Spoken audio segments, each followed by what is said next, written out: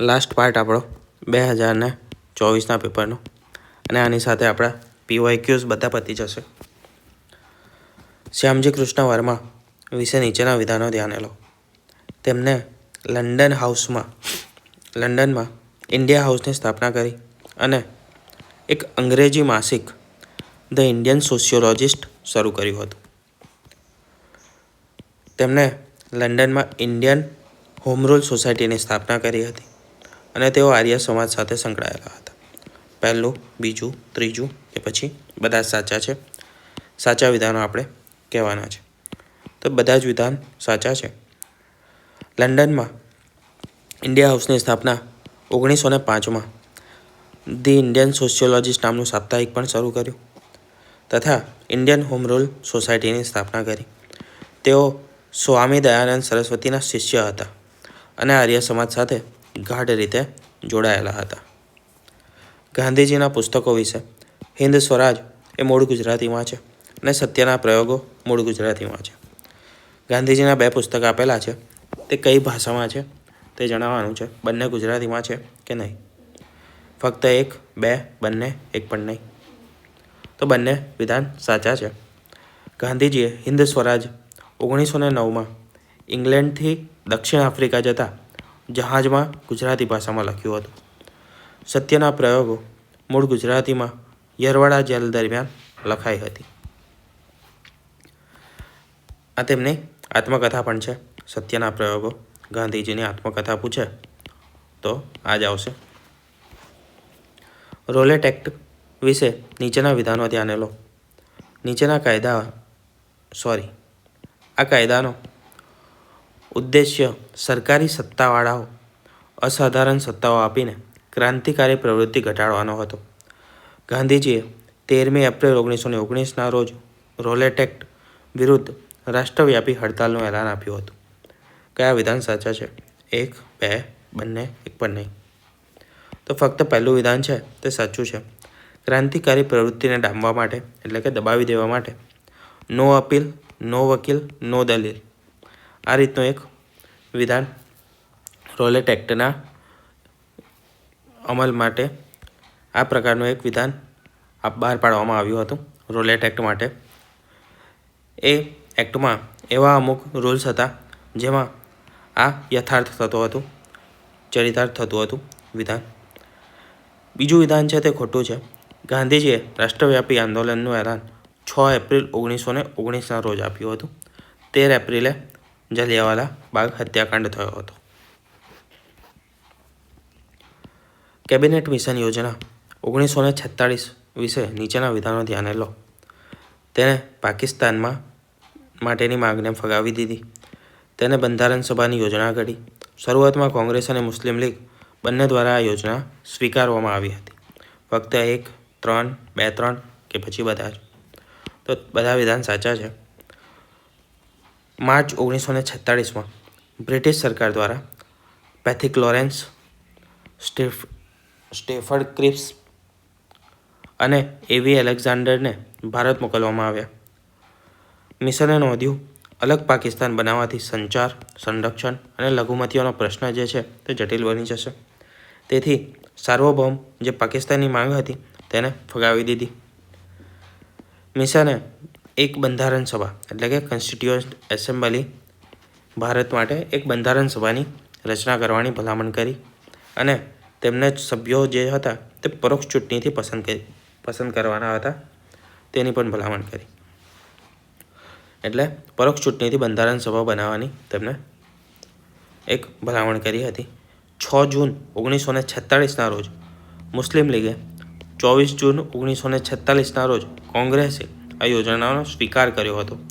પછીથી direct action day જાહેર કરીને આ જે સ્વીકાર હતો તે કેન્સલ કરવામાં આવ્યો અને જે ટેકો આપ્યો હતો કેબિનેટ યોજનાને તે પાછો ખેંચી લેવામાં આવ્યો હતો. 1974માં પરમાણુ ઉપકરણનો વિસ્ફોટ કર્યો હતો ભારતે.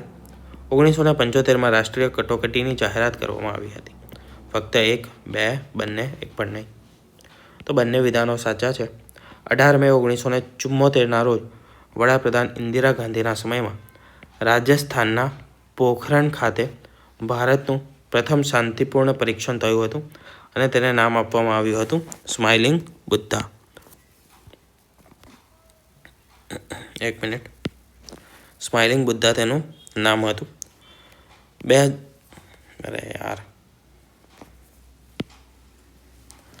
25 જૂન 1975ના રોજ અડધી રાત્રિએ રાષ્ટ્રપતિ હતા ફખરુદ્દીન અલી અહેમદ તેમના દ્વારા બંધારણના અનુચ્છેદ 352 હેઠળ આંતરિક અશાંતિના નામે રાષ્ટ્રીય કટોકટીની જાહેરાત કરવામાં આવી હતી, જે લગભગ 21 મહિના સુધી ચાલી હતી. 1975થી લઈને 1977 સુધી ચાલી હતી રાષ્ટ્રીય કટોકટી ઇમરજન્સી.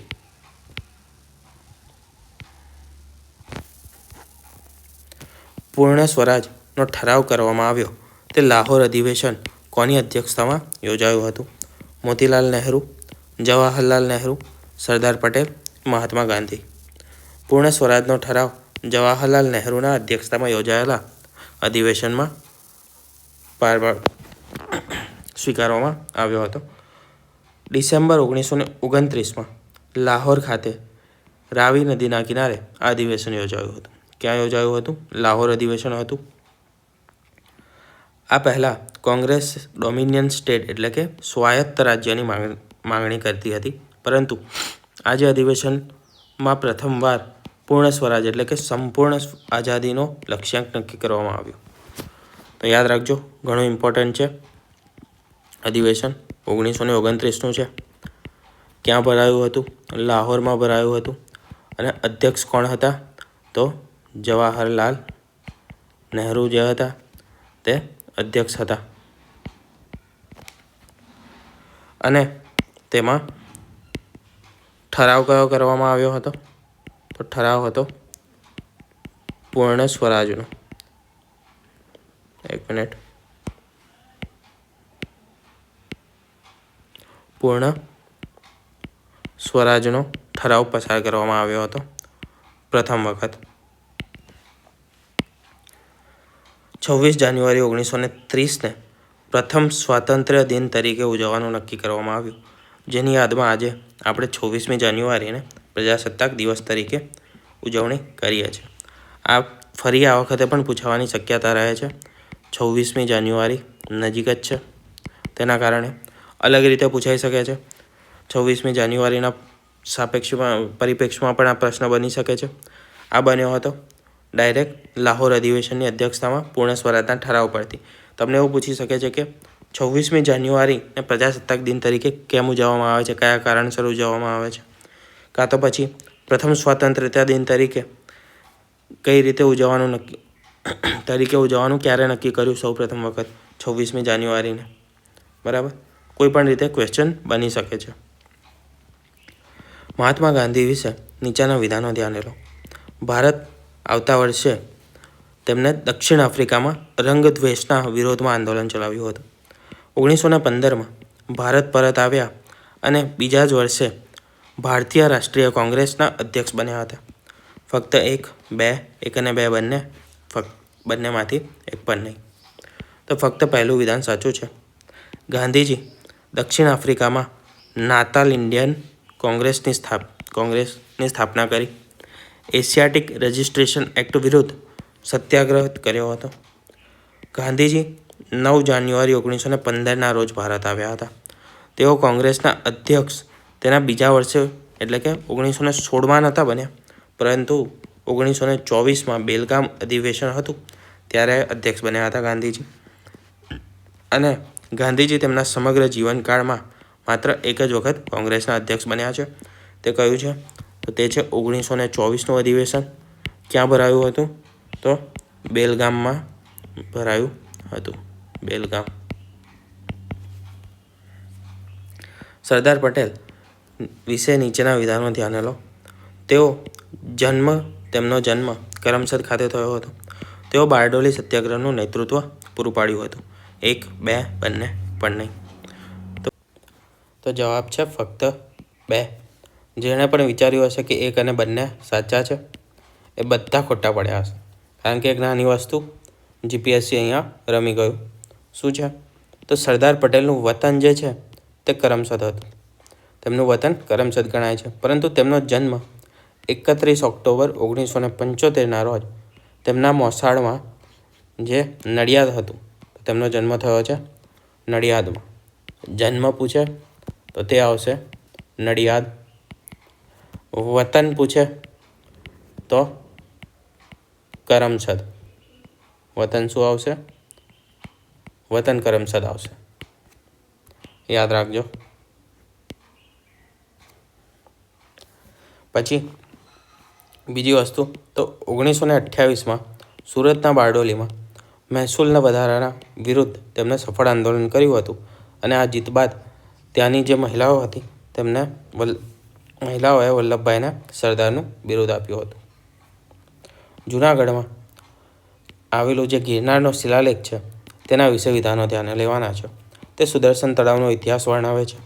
સુદર્શન તળાવનું નિર્માણ ચંદ્રગુપ્ત મૌર્યના શાસન દરમિયાન કરવામાં આવ્યું હતું. ફક્ત 1 અને 2, 2 અને 3, 1 અને 3 કે પછી 1, 2 અને 3 બધા સાચા છે. તો તમામ વિધાનો સાચા છે. આ જે શિલાલેખ છે તે એક જ પથ્થર પર 3 શાસકોના લેખ આવેલા છે. કયા કયા 3 શાસકો છે? તો એક છે અશોક. મૌર્ય યુગ દરમિયાન તેમને બનાવ્યું હતું સૌપ્રથમ મૌર્ય યુગ. પછી છે રુદ્રદામા, આ મૌર્યોત્તર યુગમાં આવશે, મૌર્યોત્તર યુગ. અને છેલ્લું છે સ્કંદગુપ્ત, આમનો ગુપ્ત સમયમાં, ગુપ્ત યુગના સમયમાં, ગુપ્ત કાળ. આમાં શું છે? તો સુદર્શન તળાવ વિશેની માહિતી પણ આપણને અહીંયા જોવા મળે છે.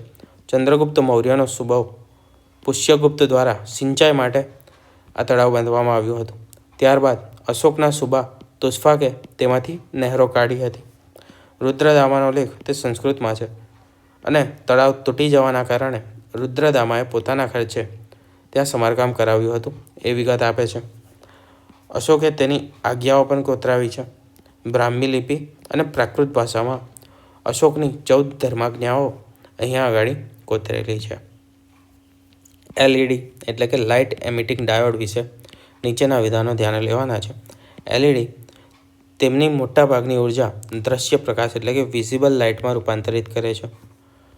LED ધન અને ઋણ વીજભાર વચ્ચે બંધનું નિર્માણ કરવા માટે વીજ પ્રવાહનો ઉપયોગ કરી પ્રકાશને ઉત્સર્જિત કરે છે. 1, 2 બંને એક પણ નહીં. બંને વિધાન સાચા છે. કાર્ય પદ્ધતિ જોઈએ તો LED એ અર્ધવાહક છે એટલે કે સેમિકન્ડક્ટર સાધન છે.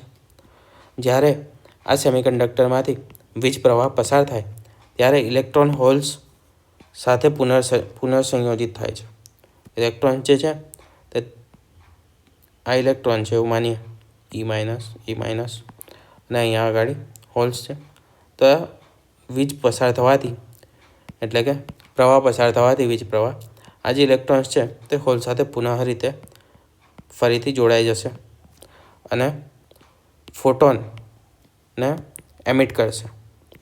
ફોટોન એમિટ કરશે, તેનાથી આપણને પ્રકાશ ફેલાશે, દેખાશે. બરાબર? ફોટોન એટલે કે પ્રકાશ, લાઇટને એમિટ કરશે. સામાન્ય જે બલ્બ છે તે ઉર્જાનો વ્યય એટલે કે ઉર્જાનો વ્યય છે તે શેના સ્વરૂપે? ગરમી સ્વરૂપે કરે છે. જ્યારે જે LED છે તે મોટાભાગની ઉર્જા સીધી પ્રકાશમાં પરિવર્તિત કરે છે. તેથી વધારે પ્રકાશ અને ઉર્જાની બચત થાય છે. પહેલાં જે હેલોજન બલ્બ આવતો હતો આ રીતનું અંદર ડાયોડ હોતો હતો, અને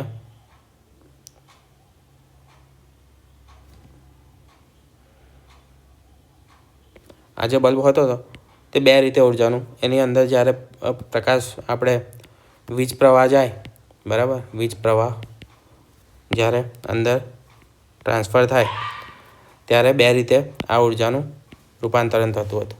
એક હતું પ્રકાશ ઉર્જા, અને બીજું હતું ઉષ્મા ઉર્જા.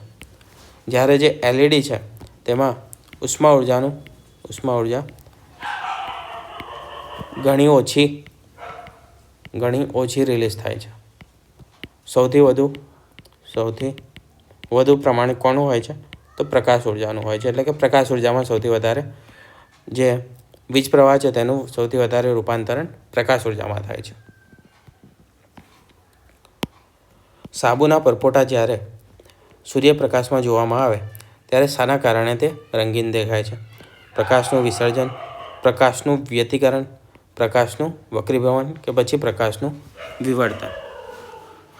તો સાચો જવાબ છે પ્રકાશનું વ્યતિકરણ એટલે કે ઇન્ટરફિયરન્સ. જ્યારે સૂર્યપ્રકાશ સાબુના પરપોટાના પાતળા એટલે કે એકદમ જે પાતળી થીન ફિલ્મ કહેવાય પાતળા પડ પર પડે ત્યારે તેનો અમુક ભાગ પાણીની સપાટીથી અને જે બીજો ભાગ છે અમુક તે અંદરની સપાટીથી પરિવર્તિત થાય છે. આ બંને પરિવર્તિત કિરણો એકબીજા પર સુપરઇમ્પોઝ થાય છે અને આ જે ઘટના છે તેને વ્યતિકરણ કહેવામાં આવે છે. પરિણામે અમુક તરંગ લંબાઈ ધરાવતા રંગો વધુ ઘટ્ટ દેખાય છે અને પરપોટો જે છે તે આખો રંગીન લાગે છે આપણને. Bharat smart cities mission SCM ની દેખરેખ કયું મંત્રાલય રાખે છે? કયા મંત્રાલય હેઠળ આ મિશન ચાલે છે? ભારત ઇલેક્ટ્રોનિક્સ અને IT મંત્રાલય, આવાસ અને શહેરી બાબતોનું મંત્રાલય, પર્યાવરણ મંત્રાલય કે પછી D માર્ગ પરિવહન મંત્રાલય? તો જવાબ છે આવાસ અને શહેરી બાબતોનું મંત્રાલય. આ મિશન 25 જૂન 2015ના રોજ વડાપ્રધાન દ્વારા લોન્ચ કરવામાં આવ્યું હતું. શહેરોમાં ટકાઉ વિકાસ, સ્માર્ટ સોલ્યુશન અને નાગરિકોની ગુણવત્તાયુક્ત જીવન આપવું તેના માટે મિશન શરૂ કરવામાં આવ્યું હતું અને તેની દેખરેખ ministry of housing and urban affairs દ્વારા રાખવામાં આવે છે.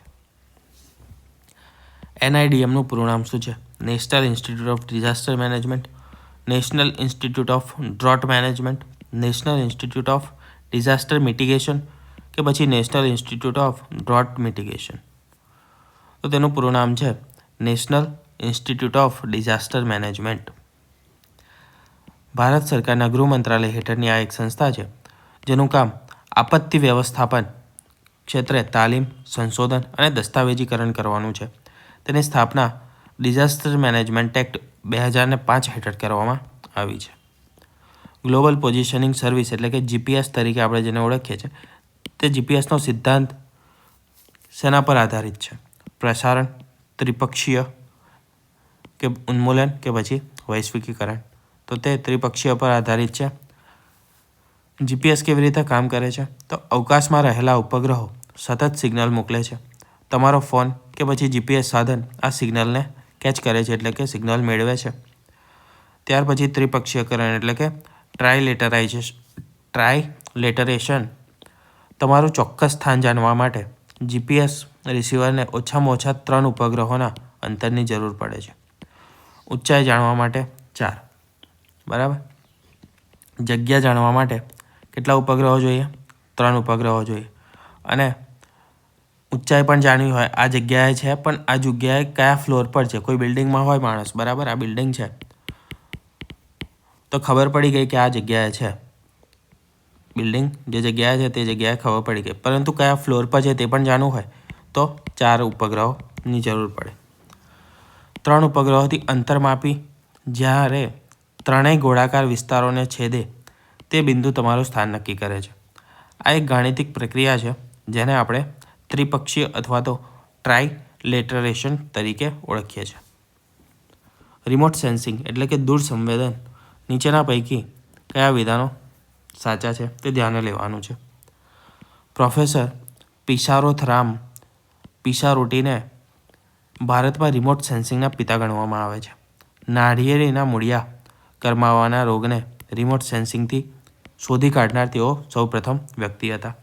1, 2, બંને, એક પણ નહીં. તો બંને વિધાન સાચા છે.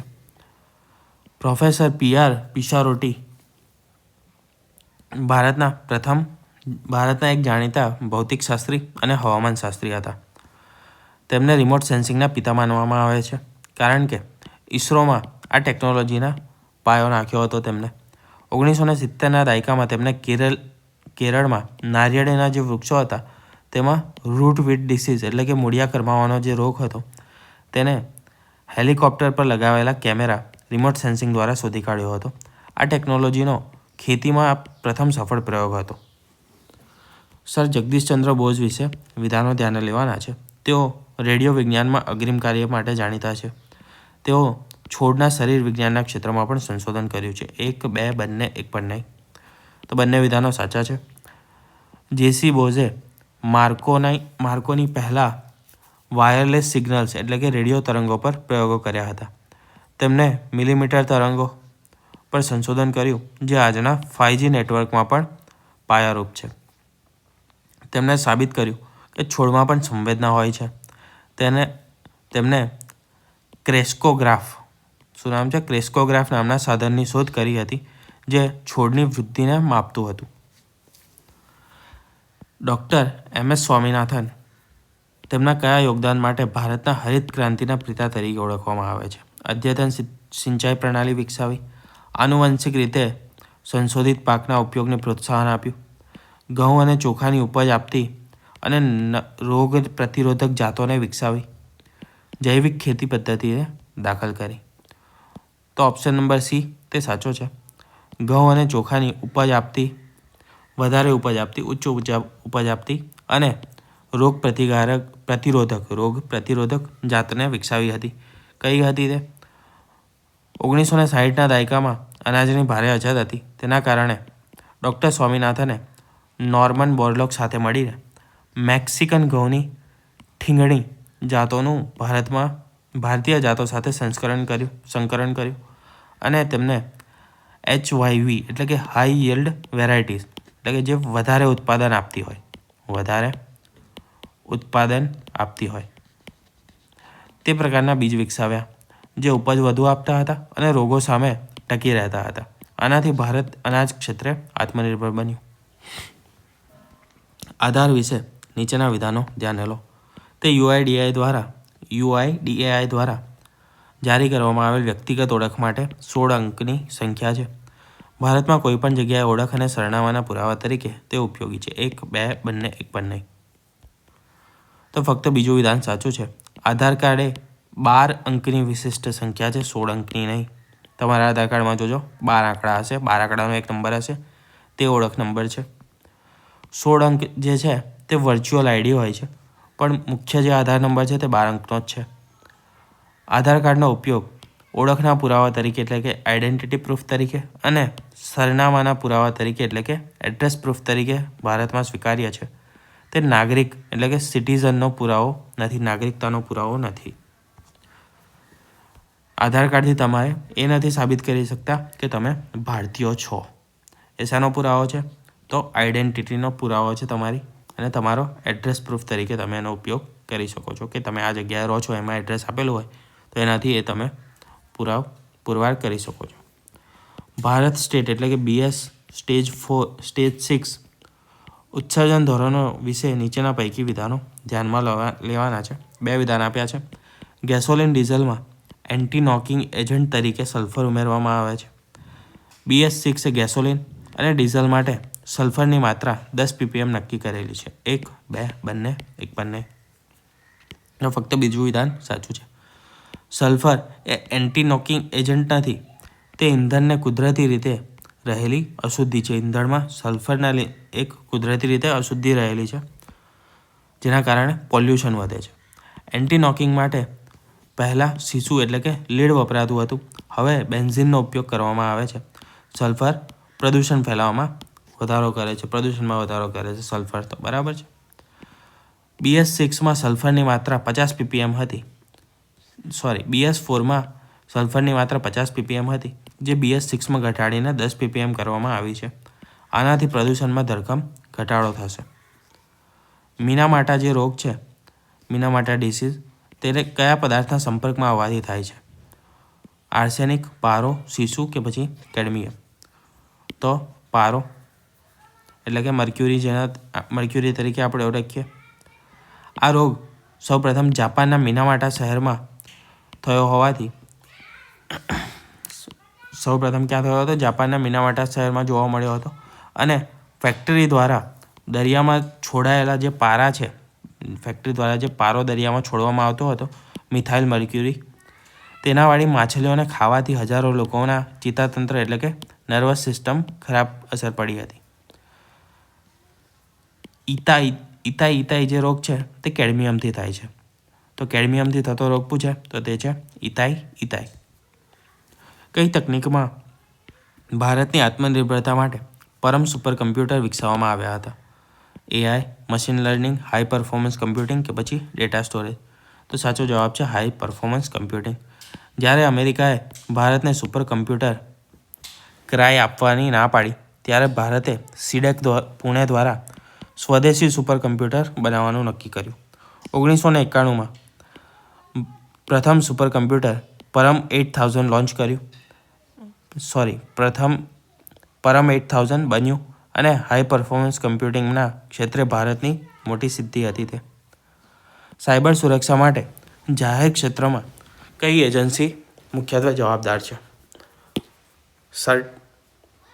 CERT-IN, NIC, MEIT કે પછી NSC? તો India computer emergency response team એ જવાબદાર છે. CERT-IN સાયબર હુમલાઓ માટે રક્ષણ આપવા માટે અને ચેતવણી આપવા તથા સાયબર કટોકટીમાં પ્રતિસાદ આપવા માટેની એક નોડલ એજન્સી છે. તે ઇલેક્ટ્રોનિક અને આઈટી મંત્રાલય હેઠળ કામ કરે છે. સાયબર સુરક્ષાના અમલીકરણ માટે મુખ્ય જવાબદાર મંત્રાલય છે. પરમ સુપર કમ્પ્યુટર વિકસાવવા માટે કઈ સંસ્થા જવાબદાર છે? ISRO, PRL, સીડેક, BARC? તો હમણાં જ આપણે જોયું સીડેકે વિકસાવ્યું હતું. Centre for development of advance computing. 1980ના દાયકામાં આ જ વસ્તુ છે. સીડેક પુણે ખાતે આવેલી આ સંસ્થાએ વિજય ભાટકરના નેતૃત્વમાં પ્રથમ સુપર કમ્પ્યુટર પરમ 8000 વિકસાવ્યું હતું. કોના નેતૃત્વમાં વિકસાવ્યું હતું? વિજય ભાટકરના. આપણે તેમને ભારતના કમ્પ્યુટરના પિતા તરીકે ઓળખીએ છીએ. સંયુક્ત રાષ્ટ્ર પર્યાવરણ સભા UNEA વિશે 2 વિધાનો આપ્યા છે. તેમાં 193 સભ્ય દેશો છે. તે પર્યાવરણ માટે નિર્ણય લેનારી સૌથી સર્વોચ્ચ સંસ્થા છે. ફક્ત 1, 2, બંને પણ નહીં. તો બંને વિધાન સાચા છે. UNEA એ સંયુક્ત રાષ્ટ્ર પર્યાવરણ કાર્યક્રમ UNEPની ગવર્નિંગ બોડી છે. સંયુક્ત રાષ્ટ્રના તમામ સભ્યો 193 સભ્ય દેશો આ સભામાં ભાગ લે છે. તેથી તેને પર્યાવરણની સંસદ તરીકે પણ ઓળખવામાં આવે છે. રાષ્ટ્રીય કાર્યલક્ષી કાર્યક્રમમાં કોનો સમાવેશ થતો નથી?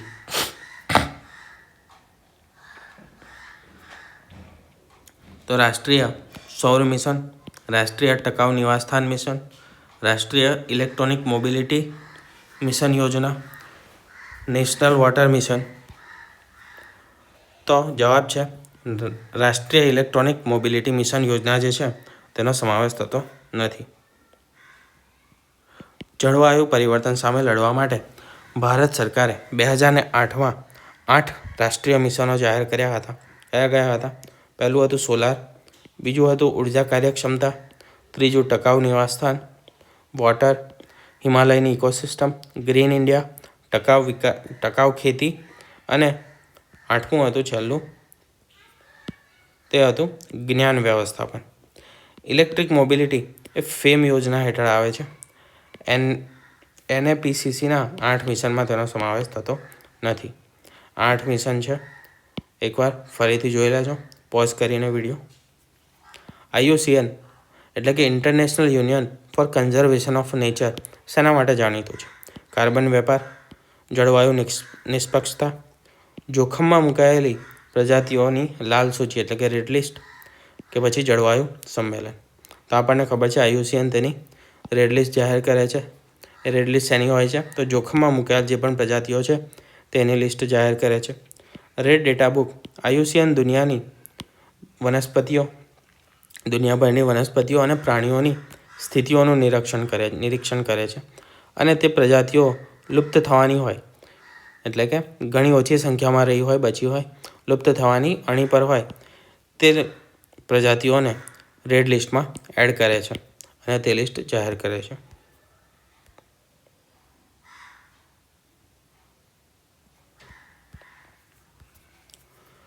ઇન્ડિયા ગ્રીન ક્રેડિટ કાર્યક્રમનો પ્રાથમિક હેતુ શું છે?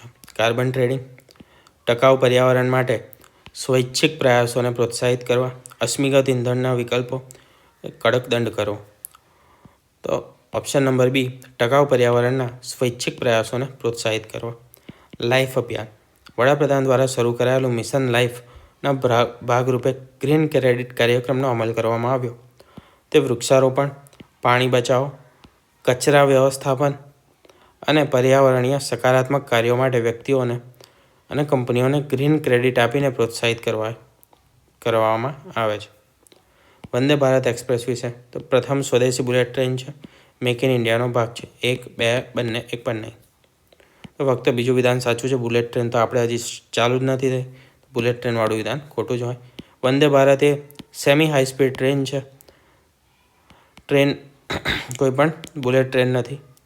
ભારતની પ્રથમ બુલેટ ટ્રેન અમદાવાદ મુંબઈ વચ્ચે નિર્માણાધીન છે, એટલે કે હજુ બની રહી છે. અને હમણાં સ્ટેટમેન્ટ આવ્યું છે કે 2027 સુધી પહેલી બુલેટ ટ્રેન શરૂ થઈ શકે છે. તે સંપૂર્ણપણે ભારતમાં એટલે કે ઇન્ટિગ્રલ કોચ ફેક્ટરી ચેન્નઈ દ્વારા બનાવવામાં આવેલી છે. ક્યાં બનાવવામાં આવી છે? Integral coach factory ICF Chennai દ્વારા. અને એ પણ સંપૂર્ણપણે ભારતમાં બનેલી ટ્રેન છે. ડીજી યાત્રા જે છે એરપોર્ટ પર કઈ ટેકનોલોજીનો ઉપયોગ કરે છે? Biometric facial recognition, blockchain, AI ticketing કે પછી QR કોડ. તો તે ઉપયોગ કરે છે બાયોમેટ્રિક ફેશિયલ રિકગ્નિશન, એટલે કે ચહેરાની ઓળખ માટેનું એક સોફ્ટવેર છે, તેનો ઉપયોગ કરે છે.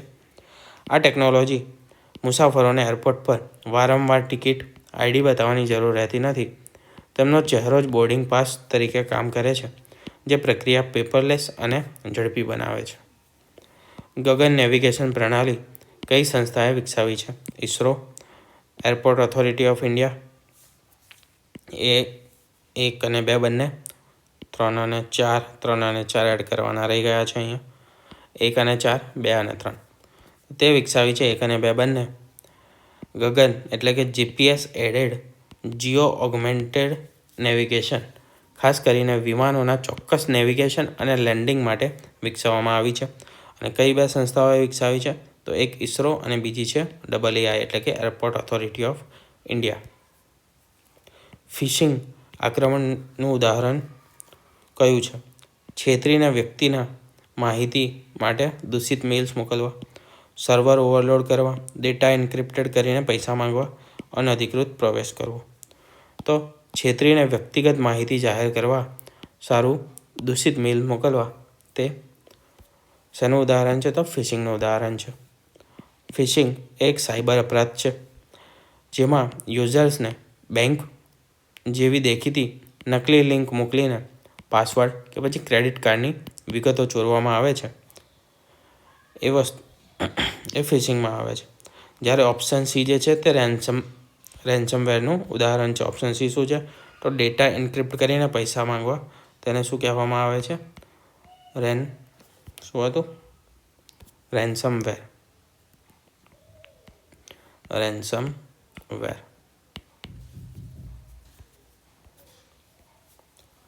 મહાસાગરીય જળની ક્ષારતા એટલે કે સેલિનિટીને કયા પરિબળો અસર કરે છે? બાષ્પીભવન અને વર્ષન, નદીઓ, મહાસાગરો.